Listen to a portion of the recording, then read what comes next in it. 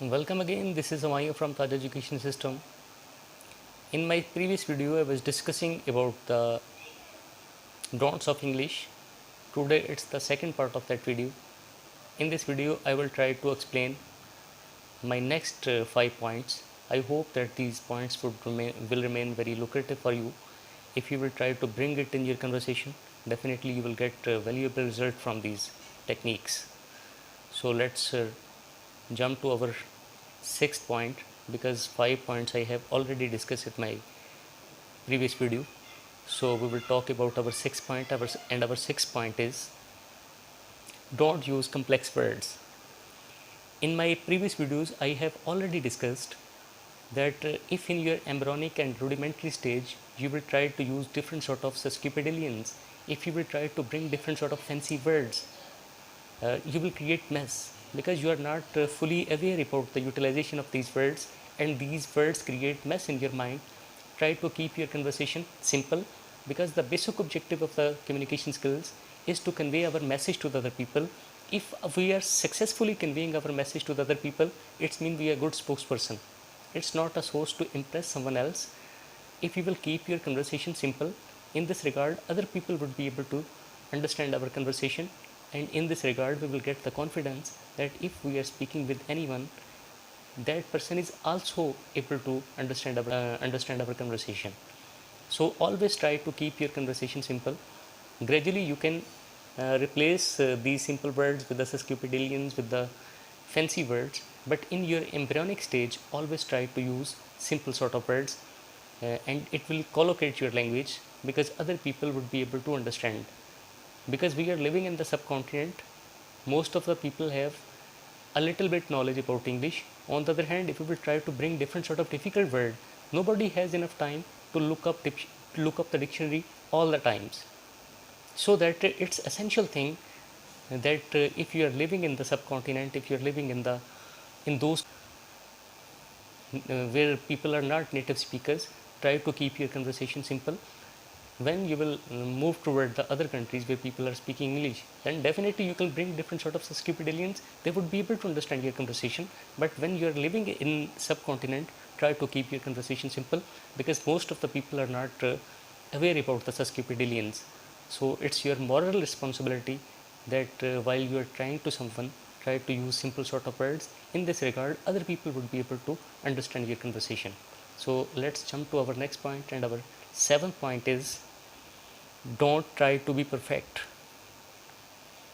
In my previous videos, I have already said that there is absolutely nobody on the planet Earth who does not make mistake with the language.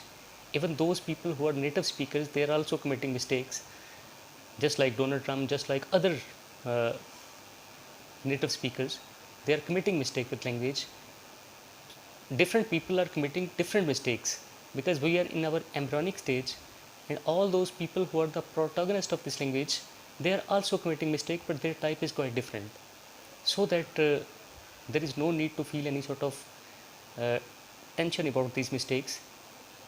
It's a journey, because language learning is a journey. Throughout of your life, you will have to underscore your weaknesses, you will have to underscore your mistakes. Gradually you will eliminate and eradicate these weaknesses, and this journey will make you able to speak English fluently. So stay contented, put your toilsome efforts, gradually you will get hang of it. Because most of the people says that language learning is not about destination, it's about journey. So throughout of your life, you will acquire different sort of new things, different sort of new expressions, different sort of new idioms into your conversation, and you will collocate your language. So it's a journey from cradle to grave. So right now we will jump to our next point, and our next point is point number 8, and our point number 8 is don't use too much filler words. Most of the people use different sort of filler words to make their sound more attractive, to make their sound more fluent, and most of the people are taking different sort of pauses. Both techniques are used to uh, give the sound more attractive, to give the sound more fluent. So both techniques are used, but I personally prefer that we should take pauses in our conversation. Most of the people speak on and on up to the extent of irritation. In this regard, they make their conversation jibber jabber. People do not give the worth to their conversation. On the other hand, if you are speaking to the point and you are taking small pauses, in this regard you will make your conversation more worthwhile.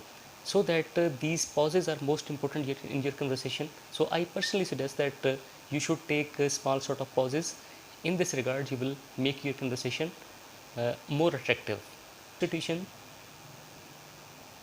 have created a misperception about spoken English because they have advertised at different nook and corner that if you will join our English spoken course, within 3 months you will be able to speak English fluently.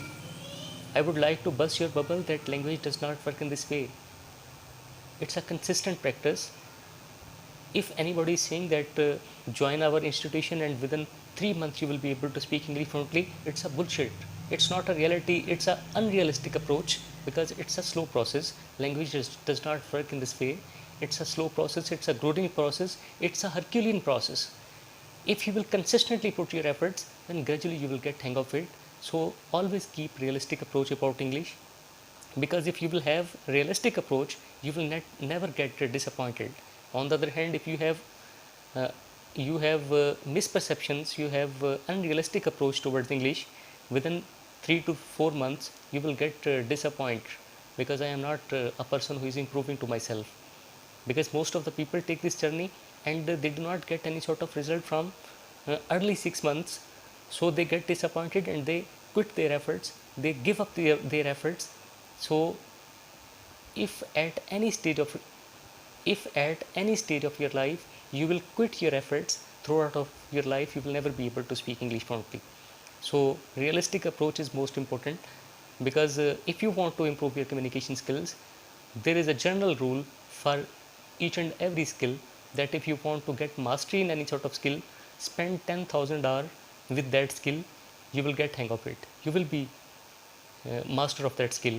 But we do not want to do any sort of mastery in English, so that if we will spend at least 1000 hours with this language, I am pretty sure we will be able to speak English fluently. So at least 1000 hours is essential for spoken English fluently. If today you are going to take this journey, you will have to keep in your mind that I will have to spend 1000 hours with this skill, then I will get hang of it. Otherwise, if any other person is saying that within 3 months you will be able to speak English fluently, it's not a realistic approach. Right now we will jump to our 10th point, and our 10th point is don't be demotivated.